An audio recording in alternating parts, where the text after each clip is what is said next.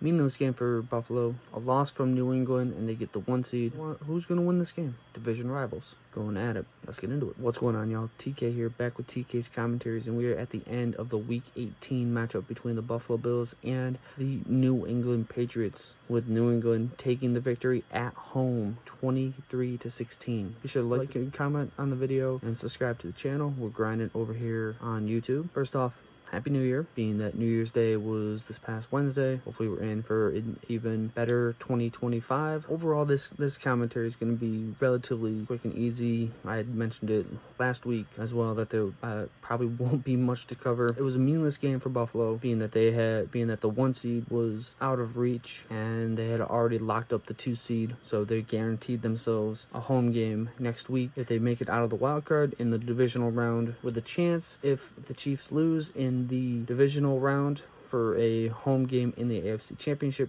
Goes through Buffalo. Will that happen? We'll know in a couple weeks. Patriots, the only thing they were playing for, a loss pretty much guarantees them the number 1 seed. I kept seeing a lot of fans, which this kind of aggravates me a little bit. A lot of fans are calling for Jared Mayo's job. It's his first year. Kind of just like it's a rebuilding year for the Patriots. Don't be so quick to get rid of your head coach. Give him time. Tanking for a better draft pick, I hate that. To me, you're not really a true fan if you want to see your team lose just so they can get a better draft pick, because there's 53 players on that sideline, including the coaching staff, that is pretty much saying, I don't want to lose this game, because what player would want to just for a better draft pick? New England, Milton looked good, the rookie. He looked good. I mean, granted, it was against backups, but he showed good mobility, good accuracy, good escapability. That he had one where he got out of the pocket and was scrambling around and hit a dart along the sidelines, which ended up being a touchdown, but was called back due to a holding call. He definitely made a case for himself that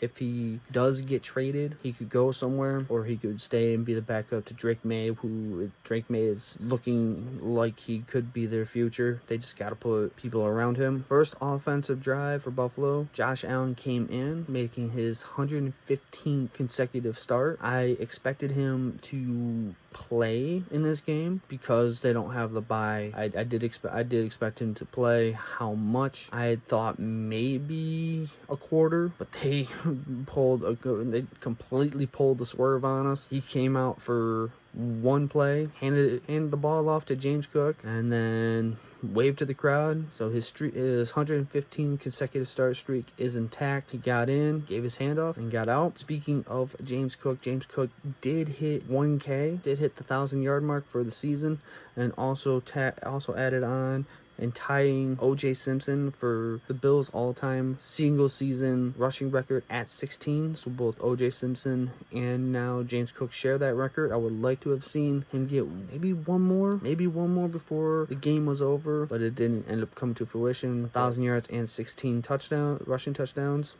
Pretty solid season. Back-to-back 1,000-yard campaigns. Can't be mad about that. Speaking of the Bills' offense, with Mitchell Trubisky's 2-yard passing touchdown to Ray Davis early in the game, Buffalo's offense set a NFL record, being the first team in NFL history with 30 passing touchdowns and 30 rushing touchdowns in the same season.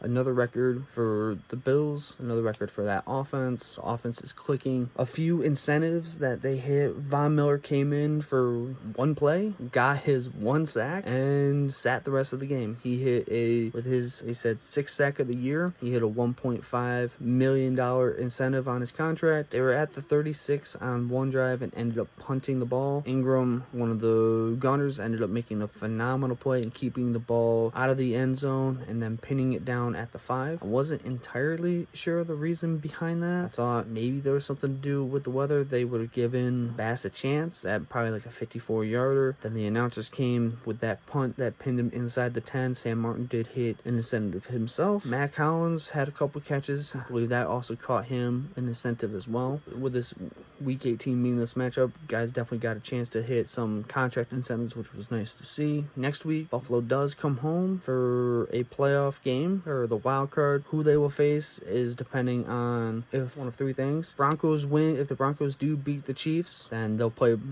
Denver in the wild card. The Broncos lose and the Dolphins win. The Dolphins make the playoffs and will come to Buffalo for the wild card round. If Broncos and Dolphins both lose, then the Bengals, being that they won yesterday, will come to Buffalo, play in the wild card round. Just some final thoughts on what Week 18 was. Week 18 was just a meaningless game. Week 18 was what I thought it was going to be. It was going to be a meaningless game. I had said when all this talk about the potential 1 seed was going around, I had wanted, whether or not they were in the play for the 1 seed or they locked up the 2 seed, I wanted Week 18 to be exactly what this was. You sit the starters, you go in as healthy as possible into the playoffs, and I do believe that this is the healthiest I've seen this Buffalo team going into the playoffs. Be sure to like, comment, and subscribe to the channel. Those are just my thoughts. Playoffs, here we come. I'll catch y'all next week after the wild card game. Go Bills. Go Bills.